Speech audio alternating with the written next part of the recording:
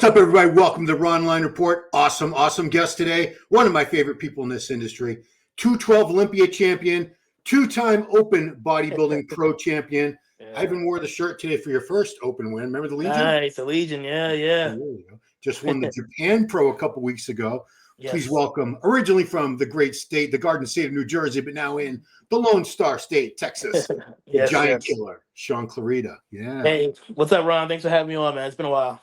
Yeah, it's been a while. And what a year you've had. It was a long year. Yeah. Started off with the first show of the season, the Arnold, and you went all the way up until almost the very last show of the season. So, poof. Yeah. All right, I was going to ask this. I even warned you a couple seconds ago. You are now qualified. You're the only man qualified right now. Have you ever? I don't think anyone but you has ever done this. First and second, only one. Yeah. So you're making history. The first guy qualified for two different divisions in the 2026 Olympia, the 212, which you've won that before. You've been second a few times, and the Mr. Olympia, which you've never competed in. Did you compete in the Mr. Olympia once or no? No, not yet. Okay, so I know you're not demanding. You got to let me do it or else. Wow. But wouldn't it be cool? Wouldn't it be cool if they said, "All right, yeah, Shaun, you know what? We'll let you do it." Would that be a cool thing for you? Let me just start by saying you have no idea how excited I'd be, but also I feel the fans would be excited for it. It's something new, and I truly believe it'd bring some excitement to the Olympia. Being that you got the shortest bodybuilder, doing the big guy show, so people have been asking for it. This happened in 2021. I was told I couldn't do it, unfortunately, but here we are now, 4 years later. Again, I'm the only one that's done it so far, and I think it'd be something different, something exciting, something that people really want to see. And I'm keeping my fingers crossed that I get the approval. So you're old enough. You're 40. Were you 43, 44 now? 43. Okay, so you remember David Henry, who was the first 202 champion back when it was called a Showdown. It wasn't even called an Olympia yet. Yep. But in 2008, he competed at the Tampa Pro in both the Open, where he got third, and he won the 202 at that time, 202 division. Yep. And then at the Olympia that year, they let him do the 202, which he won, and he did the Mr. Olympia. Didn't do that well, but I think after that year, they said, "Nah, we can't let these guys do all the crossing over like that." But just so it has been done before. It's been almost 20 years at this point, but the fans have been really heated. They really want this to happen. I mean, I don't see anything wrong with it personally, but again, it's not my call, right? It's up to the Manions, Tyler, Jim, and obviously, I'm not going to go against their word, but I think it'd be exciting. Yeah, because I mean, they can do anything they want, realistically. I mean, the special invitation, they could invite anybody to that if they really wanted to. So if they wanted to make this happen, and if the fans really make enough demand, and guys, you can hit Jim Manion up on Instagram, and because I agree, this would be so exciting. But all right, well, we got that out of the way, so now we can move on to some cooler stuff. The Olympia, man, whew, you look fantastic at this Olympia. I'd say this is probably, if not your, I don't know, man. I think this was your best look ever, the way you looked at, especially on the first day. Would you rate this among your best looks, or would you say this was your best look? I'd have to say this was my best look to date. Despite still winning 2 Olympics prior, I think this look was a combination of just everything. You got the conditioning, size is improved, everything was just so much better. Going into the show, I felt amazing, and outcome was what it was.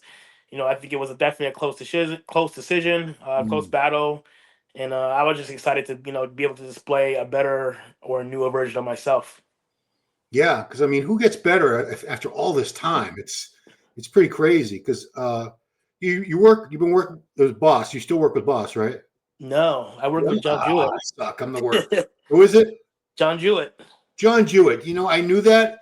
People are going to rip me apart, but my memory is just not what it used to be. So John Jewett. Yeah, tell me how did that come to be? How did you start working with John? So I've been working with John since the Arnold, but he was just doing my training at the time, and it got to a point where I just felt like I needed something a little bit different. So I decided to let John take the reins. About 4 or 5 weeks out from Olympia. And then we pretty much got the ball rolling. He came down to my house. He stayed with me for 2 3 days. We trained, we posed, we just critiqued everything, made a lot of changes, and from there it was just game on. I mean, he was checking on me every single day. I was sending updates, the weight, and obviously at the Olympia, he was with me every single day, seeing me meal by meal, checking on me, and making sure we were peaking perfectly. And this was John. I think I was John's first Olympian, and obviously us going together, his first, my first with him. We were very confident going into the show, and I believe we delivered. I get my best package ever. Yeah, there's something to be said. A great coach can do it remotely, but I really do think if someone's able to see you in person, Oh yeah. there's really a whole other level. Because even though we have this technology and the iPhone 17s and all that, being able to actually see someone in person is a lot different than on a phone screen or a tablet screen or anything like that. That was a big deal for me, honestly. When he had said, "Hey, I want to come see you," like that told me initially, that was a hard decision, switching over to John because again, it was, we were so close to Olympia. I wasn't really sure, and we got on the phone call. We had a very long discussion about what we could do, what the plan was, what the expectations were. And immediately he drove 6 hours from his house to come stay with me for a couple of days just to get his eyes on me, just to make sure that he was seeing everything he needed to see to be able to make that game plan happen. And it made me feel very confident. I was excited. A lot of the pressure that I had on myself was kind of relieved just having him here. And we're as athletes, we're always hard on ourselves. And he made me very confident that we were going to bring our best, and that's what we did. 6 hours. See, I thought he was like right around the corner. I didn't know. Oh no, John, Texas is massive, man. John in Texas, but people don't realize how big Texas really is. Yeah. No, I remember because I drove across Texas once and I'm like, is this ever going to end? No. It took like a whole day to get across that state. Oh yeah. Oh I yeah. mean, it's as big as like New England, all of New England, where I'm from. Yeah. Texas goes for miles and miles and miles, man. So back to the Olympia, man. Yeah. So Keone was the heavy favorite, obviously, but lo and behold, judging happens, and Mhm. a lot of people had you leading in the judging. And I know the score sheets don't reflect how close it actually was, but to those of us who watched it, I was watching it from home, and anyone who was watching in person, Mhm. they, there were titles. A lot of these videos were like, "Is Keone losing to Clarida or Shaun?" Uh, Yeah. it was very close. I mean, how close did you feel it was, especially during the judging? Honestly, to be honest, I thought I had it. To be honest with you, I really thought I had it. I usually don't go back to my room after prejudging and look at videos and stuff like that, but my phone was blowing up Hmm. at prejudging, so I just had to get on my phone real quick, just because I just wanted to see what I look like, and Yeah. I was like just blown away by the look. And then you start seeing the videos and the YouTube stuff, and like again the same things you saw, I was seeing, and then it made me feel good, made me feel confident, and I thought we were going to be able to pull off the win. But Keon's an amazing champion. He's a 3-time champ for a reason, and it was a close battle. It could have went either way, and then obviously it went in his favor. But I get, what, at the end of the day, I left my head high because one, it was a close battle. I didn't want to get blown away. But two, I displayed again what I feel is my best package ever, and that made me very happy, honestly. Yeah. I mean, how could you not be happy? Hmm. Um, yeah.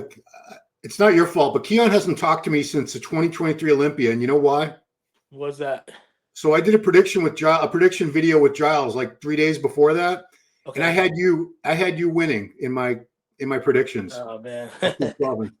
Yeah, Keone has not talked to me ever since. Oh well, I'm sorry, Keone, but yeah, but when you look at that, nobody's unbeatable. You can Hmm. Anybody on any given day can be beaten, and I know he tightened up and he looked a little better at the finals, and that's what probably sealed the deal. But man, that has to give you. I know you're not that guy who's like, Keone's perfect. He can't be beat. He's the most genetically gifted human being Hmm. that's ever walked the earth. But did it Yeah. give you even a little more confidence that you can get your title back after you really pushed him that hard and came very, very close to beating him? I thought. For sure. Honestly, again, I'm a 2-time champ for a reason. So I know how to win, I know how to lose. And rightfully so, people going into the show had Keon winning, by miles. And just simply because you know how I train, I stay covered up. I don't post progress pictures, I don't post videos, I don't post any of that stuff. I don't believe in any of that stuff. And so again, he was posting things and people were blown away. But again, when I showed up at my best, and people were like, wow. they didn't expect that, and I didn't expect it because again, at the end of the day, you don't see that final package until you're able to look at pictures and videos. But for sure, just knowing and seeing how close it was, that just tells me, I'm still in the mix. And again, like you said, anyone's beatable any given day.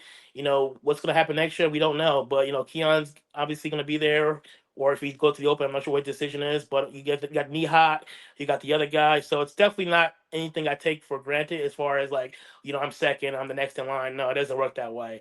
I still got a crop of guys to beat, but my goal isn't focused on the winner. It's focused on just me being my best and bringing my best again next year. And John and I are already discussing next year. We know what the game plan is. We know we need to work on. I've got the feedback from the judges, and we're ready back to work. Yeah, I'm curious because you're so complete now. What else would you I don't think you need size. What condition was great. What else do you really need? I'm just curious to what I know everything can be better at some point, but what can you share some of the things that you're going to try to improve on? Yeah, I looking at myself, I knew what I wanted to work on, but talking to Tyler and talking to the head judge at Japan, we all agreed that, and John as well, that for sure a little bit more hamstrings, bigger hamstring, a little bit more drop in the side shots. I can use for sure some more size in my quads. It was cool. I got the feedback in Japan that I pretty much won the show from the back. I think my back has come up tremendously this past year. But again, we're not going to lay off that. We're going to keep banging that away. But we want everything to come up and match. And we're definitely going to put a lot of focus this year in bringing my legs up. Wow, because I never looked at your legs as anything that needed improvement. I thought they were pretty damn good. Yeah, I mean, Keone's legs aren't the greatest. They're pretty good, but I guess it's about maximizing your physique, not about beating body part for body part for the other guy. Yeah, this was another look. I'll tell you what, I like Prague. I like Prague a lot because it was only 3 weeks after the Olympia, I think. Yeah, 2-3 weeks. Yeah. What a change you made in those 2-3 weeks. Wow. It was just food, honestly. I was very depleted for the Olympia. I'm not going to get into that whole debacle, but yeah, it was. I just needed to feed up, cut back on the cardio a little bit, and let my body kind of just regain that fullness that I lost for that Olympia. And we were able to display that at the Prague Pro. Right on. Yeah, and we talk about 212 guys. There's talking about eliminating the 212 division. Like Lee Priest is really adamant. Like, what do we need it for? Because these guys like Clarida are winning open shows. Keone's doing open shows, but at the same time, I'm always that a-hole who says, well, you know what? Most of the guys in the 212, they're not going to do as well in the open as Shaun Clarida and Keone and guys like that. What are your thoughts on that? Because you're a two-time champion. You're a huge face for the division itself. Yeah. Would you be in support of eliminating it, or do you think it really needs to stay around? Honestly, I am not a fan of it, just because if there was no 212 division, no one know who Shaun Clarida was. 212 has given me the capability to make this my full-time career. It's enabled me to travel the world and take care of my family. Yes, I've done very well in open shows, but at the same time, it was a stepping stone from being able to go from the 212 into the open. And like you said, not every 212 guy can or even wants to go into the open. So it definitely allows and gives opportunities for guys like myself to make a name, make money, make a career, and to be able to take care of ourselves and our families. So no, I'm definitely not a fan of eliminating the 212 division. Again, there are going to be a few guys that like to jump into the 212s. I mean, so the open, like myself and Keone, and I'm sure a few others may do in the future. But this division is great for shorter bodybuilders like myself to be able to make a career out of what we do and what we love. Yeah, because you've done. I don't know if you've even kept track. How many open shows have you done now? Do you know? I believe it's 4 or 5 so far. I feel like it's more, but you would know better than me. Two Arnold's. Also 5. So 2 Arnold Classics, the Legion, the Mexico Pro, and then Japan Pro. Okay. Wow, good stuff. Yeah, let's talk about Japan, because when your name popped up, I was like, what the heck? Because it was so much. 7 weeks after the Olympia. Yeah. You'd be back to off-season training or health aid, whatever. I didn't think you'd still be prepping. What made you choose that particular show? Had you been to Japan before? Did you want to go for the first time?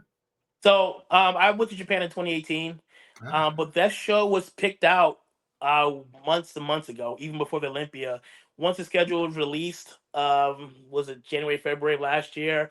I started mapping out the shows I wanted to do for this year because I was upset with myself for not doing more shows last year and Hmm. take advantage of that time period where I'm in shape and to be able to travel. And let's be real, I'm 43 years old. Bodybuilding definitely has an expiration date, so I want to take advantage of the time that I still have where I feel like I'm still on top. And Japan was great, man. I love traveling. I love going overseas. And I love giving back to the fans that aren't able to make it to the big shows to see us compete. And Japan is an awesome place. It's my second time there, and I definitely hope and plan to be back again. Yeah, and I know this is a stupid question, but everyone wanted to know, did you get paid? Because there was a whole there was an issue just of the Yeah. most people will know what I'm talking about, but this is the same guy who put on the Masters Olympia, and he had Mhm. some expenses come up afterwards, and for whatever reason, the athletes didn't get paid from the Masters Olympia. Yeah. So yeah, put everyone's mind at ease, Shaun. Let us know. Did you get paid? The athletes were paid. Thank That you. was the first thing brought up in the meeting, the athletes meeting in Japan, that the money was put directly into an account already. And as soon as I got home, I got an email asking for my bank information, and everything was transferred over. So we got paid. Right. Yeah. See, I don't know. You might know more about contest promotion than I do, but Hmm. I always thought that they had to have the prize money in something like an escrow account, 30, 60 days, whatever, Yeah. before a show. I thought that was standard. So I don't understand how that even happened in the first place. Yeah, I'm used to that as well. I mean, from every show I've seen and heard of, there that money is already put into the account, and then someone is, after it's all said and done, the money is sent out to the athlete. So Mhm. that was news to me, honestly. The Masters. Yeah. So man, you must I don't want to harp on how tired you must be, but you did the Arnold, so that means you started prep. Well, geez, Ooh. so the Olympia, you did the Olympia last year, then you did Prague. Hmm. So then you must have only had like 3 or 4 weeks before you had to start prep for the Arnold. I literally started prep. I remember like it was yesterday. I had talked to the Arnold committee, and I think I started prep the day after Thanksgiving Wow. of Okay. that year. So yeah, that was what. So from the November till November, was it a full year almost now, right? Wow. Well, so the Arnold was early March, and then you didn't do anything from then until the Olympia, right? Yeah, exactly. So yeah, you're right. I had a break for a little bit, and I started prep, I believe, in early May for the Olympia, Yeah. and then right from there till pretty much now. So Okay. Yeah. I mean, I don't want anybody prepping like nonstop. That's ridiculous. honestly, I mean, it's when you've been doing this 20 years and all you do is eat clean all year round. For me, it's just a matter of flipping that switch and eliminating a few things. But my prep food is pretty much the same as my off-season food, just in bigger quantities. So the only thing different besides cutting down the food is adding a little bit of cardio in, and then I'm ready to go. Again, this is what I've been doing for 20 years. At this point, my body, not saying it doesn't like junk food that much anymore Yeah. because it's accustomed to eating clean. So even when I can eat the junk food, I don't eat as much of it. I may have a little bit of pizza here and there, or if my wife makes some, Italian dishes, I'll have some. But for me to just eliminate my clean food year round, just do junk food, that doesn't happen anymore. I think most people who have ever dieted for a show, they come to the realization later that they only really wanted those things because they couldn't have them. Of course, Yeah, of once you course. can have them, it's like you have the pizza and you're like, okay. Yeah, it's Cookies. funny. So after Japan, right? Like I had some cookies that I had brought from home, and I ate the cookies, and I'm just like, this doesn't even feel good. Like I don't even want this. And I went and made, some turkey and some rice and some avocado, and that was fine. So Cool. Was there one thing that you had been really looking forward to, like a particular restaurant or something? honestly, for me, it's just I've just been looking forward to pizza and ice cream. Right. I haven't had ice cream yet, just because my body it's still way too soon for me. But I did enjoy a little bit of food for Thanksgiving. I had the family over, so we had a couple of small little bites here and there, but I didn't go too crazy yet. Fair enough. Fair enough. So, you mentioned the fact that you don't do update pictures. We saw like Yeah. a couple little glimpses at the very end, but for the most part, this is what we see all the time. You're in these 3XL shirts, full Yeah. sweats, Yeah. don't see the physique, but I'll tell you Mhm. what, there's something to be said for you're doing it the way Dorian did. No one knew what this guy was going to look like. Mhm. And then he stepped on stage, everyone's like, holy crap. Yeah. And it's different because, like most guys, most of the pros, most of the top amateurs now, it's like a nonstop barrage of progress pictures, videos, training in tank tops, Yeah. shorts. have you had fans ask, Shaun, why don't you show more of the physique, or are they cool with it? Do they like the fact that you leave that element of surprise? It's a little bit of both, honestly. You got the fans that say, "Hey, show more, show more." But again, you got those fans that love that old school hardcore. Stay covered up until the show day. But again, I've been doing this 20 plus years, and when I got into the sport of bodybuilding, there was no social media, there was no Instagram, I don't think even we had Facebook at the time.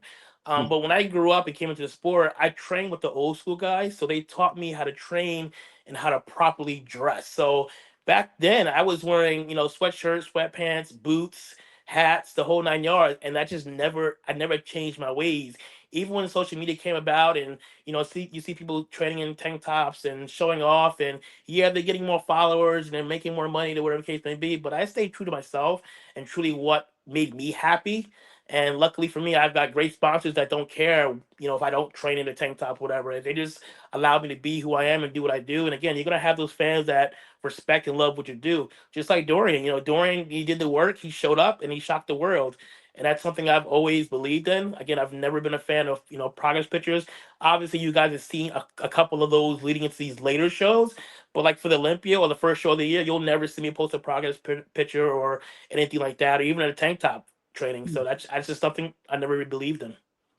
Hey, what's funny is Giles said there's only a handful of guys on all of YouTube and Instagram that he will actually watch the training content, and you're one of them, because Yeah, it's inspirational. It's the weights you move are just insane. yeah. Probably won't be able to find out, but I think you've pressed like 180s or 200-pound dumbbells for chest. I've pressed the 170 for I think 10, 12 reps. I've dumbbell rowed 200-pound dumbbells. I've squatted over 500 for reps. I've deadlifted over 400 for reps when I was like 130 pounds. Jeez. I've always been a strong guy. Just something I've always kind of just been known to be really strong.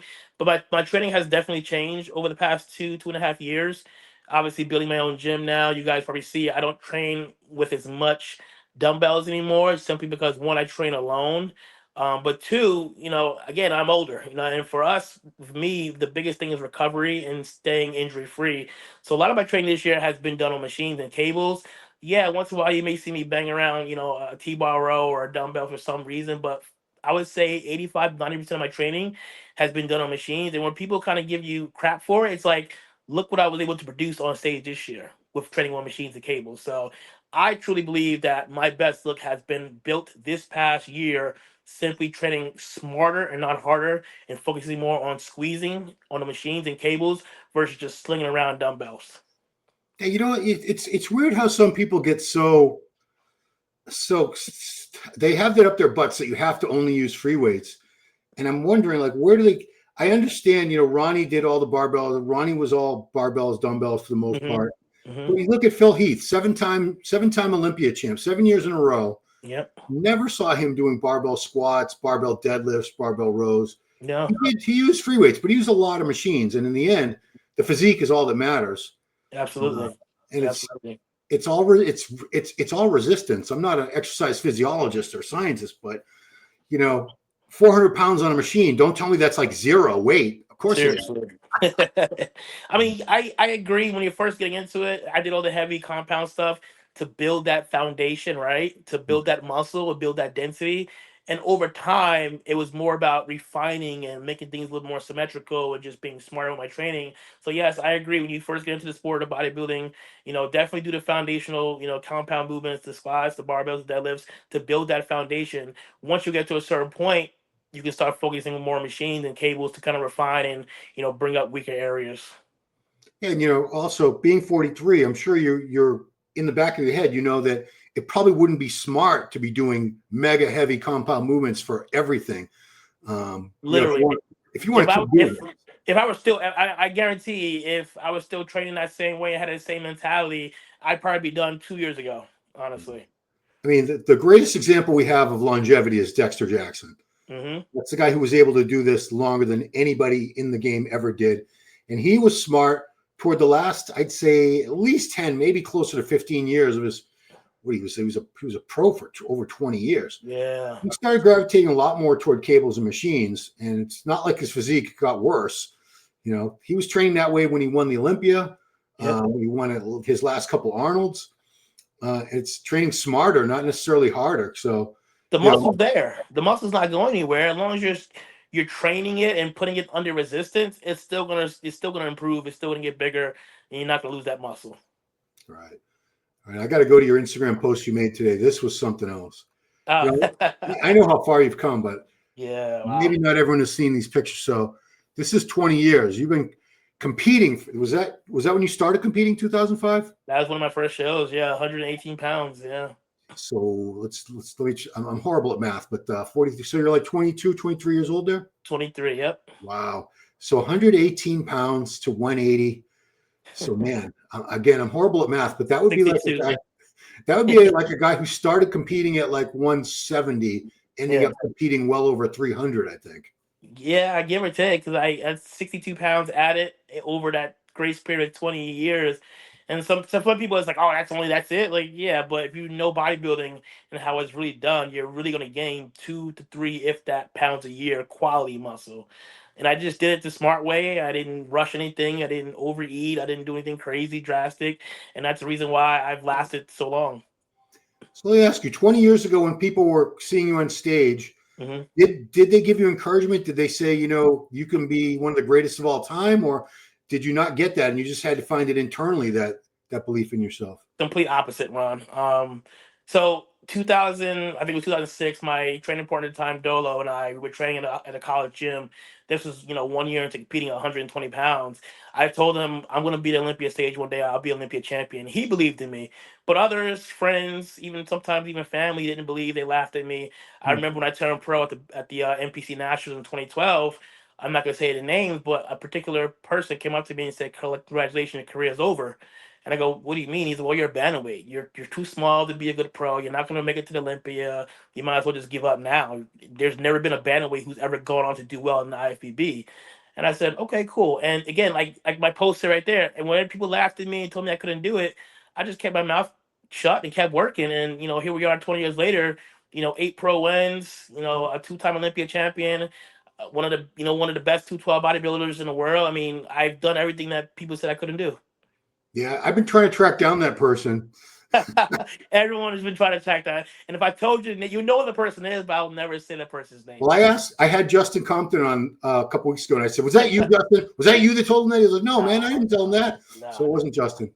So, I can't say. okay. I just can't even say. If I told you, you know exactly who the person is. So Yeah, I mean, some secrets you take to your grave because, exactly. like, I've been trying to get Derek Lunsford to tell me for 5 years now what Flex Lewis said to him that year when he took second to Flex. He still won't tell me. I was like, maybe he'll tell me left to Flex's lumber. No, he still won't. It was funny. The person that told me that, I saw that person like I think 2 years ago after, and he's like, "Wow, you actually did it." I was like, "Yeah, I did it." And he congratulated me and everything, but I didn't. I don't hold grudges. No, Is of what it course you is. don't. But I mean, that's cool that, I think it's one thing to succeed when everyone expects it and they're just telling you how great you are. Yeah. It's a whole other level of achievement when so many people don't believe in you and they're telling you, no, forget it. This is a pipe dream. You're Hmm. wasting your time. I feel sorry for you, whatever. You have to have so much belief in yourself, so Hmm. much confidence in your abilities and resilience to last through that. So yeah, you must get a lot of messages from people that, super inspired by what you've been able to achieve. Look at that. Goodness Yeah. gracious. I've always been a big believer myself. I've always been confident in my ability and my hard work and my consistency, and most important, my discipline. I'm a former wrestler, so if you guys know, wrestling is probably one of the hardest sports in the world. And I said because I was a good wrestler, it made me a good bodybuilder. Because you guys know you're dieting, you're training, and you're disciplined for wrestling, so that made me the bodybuilder who I am today. And yes, I get a ton of messages, especially from the lighter guys, the shorter guys, the bantamweights, the lightweights, who telling me, "Hey, because of you, I'm gonna go for my pro card and XYZ." And I respond like, "Yeah, go for it, man. I'd love to see you on a pro stage one day, and you're a giant killer. Go up there and be a giant killer." Hmm. Yeah, it's funny you mention that because I wrestled and wrestling's a winter sport. Football was Hmm. a fall sport. Yeah, So I never played football, but about half the football team in my school were also on the wrestling squad. of course. And they all said these practices are just horrible. They're way worse than the football practices. especially if you're having to cut weight. I mean, I remember my senior year of high school, I had to cut weight to make 103. And, I was doing my regular 2.5 hour practice, but then after that, going to another private practice Oof. to wrestle again and sit in a sauna, and you're not eating for 24 hours. So you have to make that weight the next day for the wrestling match. So you have to be able to go through a diet and still be able to perform on stage. It's for sure one of the most grueling and most disciplined sports you can do. Absolutely. Have you ever had talk shop with Tyler Manning? Because he was a I heard, yeah. NCAA. Yeah. Yeah, I know. Tyler's a good wrestler for sure. Yeah, no, he was probably better than me, but yeah. I believe he was trained by or trained with Kurt Angle for a while at Oh Olympia. yes, yeah. I've seen videos and I've heard great things about Tyler. He definitely surpassed me. No worries, man. You've done pretty well in bodybuilding, so it all worked out. Yeah. Well, So I quit wrestling in college to pursue bodybuilding.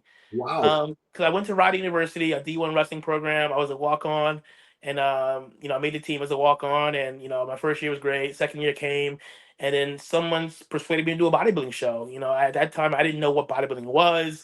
I didn't know anything about training. I didn't even know what Mr. Olympia even was. Hmm. And the person persuaded me to do a show. He said, "You look great. You should do a bodybuilding show." And I was like, "Yeah, I'll try it. Why not? I'm always up for new challenges." And I did a local show 3 months later, and I placed third out of five in the novice lightweight class. Hmm. And I absolutely loved that entire process, the feeling being on stage, backstage. And then I literally went back to my wrestling coach a week later, and said, "Hey, thank you for the opportunity, but I'm going to pursue this bodybuilding thing and see where it takes me." And I quit the wrestling team and went full throttle with bodybuilding. Oh, so I didn't know you didn't start winning in bodybuilding like immediately. I assumed you did. Yeah, I'm not Phil Heath. Okay. Absolutely not. But it's funny. I train a guy. His wife is Nancy Andrews, who ran WMBF, Oh, yes. and we were talking about you the last time I was over there. She said, Yep. "Man, I cannot believe the transformation to progress." When I look at him now, I'm like, "Wow," because she remembers you from, Hmm. competing around 130 or 135, something like Yeah, that. yeah. Yeah, A lot of people don't know that I competed over there for a couple of years before, making the move over to NPC IFBB. Yeah. another guy people might have heard of, some guy Kai Green. He also did. Yeah. Yep. He sure did. Sure did. Yeah. So I want to wrap it up by asking what's on the plate or what's in store for 2026. Have Man. you? I know the Arnold list isn't out yet, but I assume if you're doing it, they would have let you know. I don't know. I don't know what you can say. Just whatever you can tell me about next year's plans. I will not be doing the Arnold. That's my decision. I have not applied for it. Didn't feel it was in my best interest this year to do it.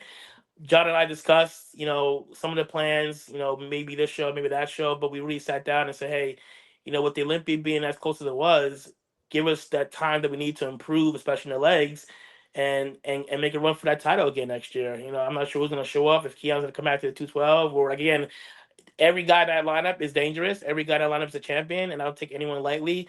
But I plan on coming back next year just as good, if not better. And giving whoever's there a run for the money.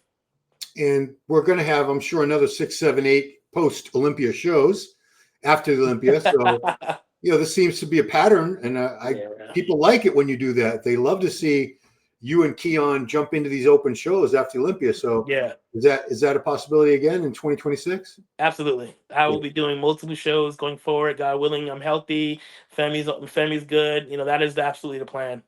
Yeah.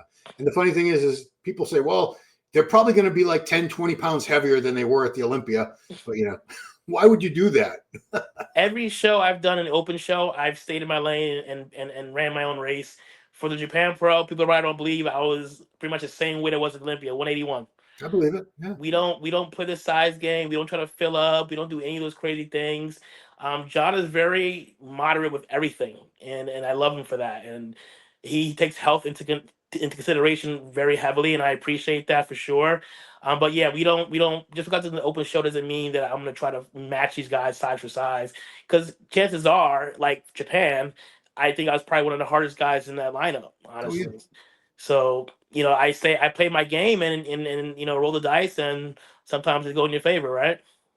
Well, I don't think giving up condition is ever a good idea. No. But when I hear people say, I'm going to come in a little bigger and not as conditional, like, I don't know, dude. That doesn't sound like a great idea to me. Well, that happened to me in 2023. After I won the title in 22, I felt like, oh, I can get bigger and come back next year and be a couple pounds heavier, and I paid the price. Mm, The feedback was I was too big for that Olympia. That year I was like 186, I believe it was, wow. and it doesn't sound like a lot, but on a 5'1", 5'2" frame, a guy that's 5, 6 pounds heavier than he should be.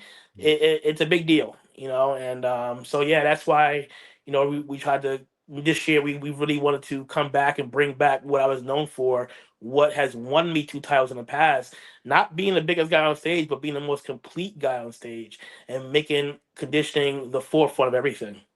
Yeah, I mean, I think it's more a case with guys who really struggle to get to 212. Hmm. That's when, well, I'm going to do the show 2 weeks after Olympia, and I'll be 230 or whatever. Of course. Of If course. you know you look awesome at 180 pounds, Hmm. that's the look that's winning the Olympia. It's taking second place at the Olympia over and over again.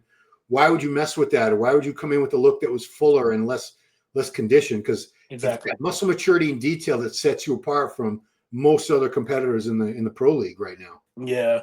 And I think, for the bigger guys, a lot of these guys are just focused on size. And not all, I'm not gonna say all of them, but a lot of them don't focus too much on the conditioning. And that's where I'm able to catch some of these guys, right? Yeah, well, they don't call you Giant Killer for nothing. You got all the shirts and everything. Yeah. All right. So did I leave it up there? Yes. So guys, follow Shaun on Instagram at Shaun Clarida, no spaces. YouTube, it's the full name, Shaun Clarida. Again, very, very straight up hardcore training content. Nothing fancy, just really hard, basic training. Great form. I've never seen you use sloppy form on anything. I guess that's why I don't hear about you tearing muscles or anything either. Yeah, it's not worth it for me, especially this age. So, man, congratulations on a great year. Really looking forward to see what you and John can put together for 2026. Yeah. And that's it. I thank you so much for taking the time, Shaun. Hey man, thank you so much, Ron, for one, just for this interview, but two, for always being super supportive between you and Giles. You guys, I remember, back in the MD days, you guys always believed and thought I'd be a good pro one day and and here we are today. And so I thank you guys for the support over the years. It truly means a lot. You're very welcome. All right, everybody. So please drop a comment down there. I always mess that up. Like, subscribe, share. Try to say that 5 times fast. Like, share, comment, subscribe. So thanks for watching Ron Line Report with the Giant Killer, Shaun Clarida.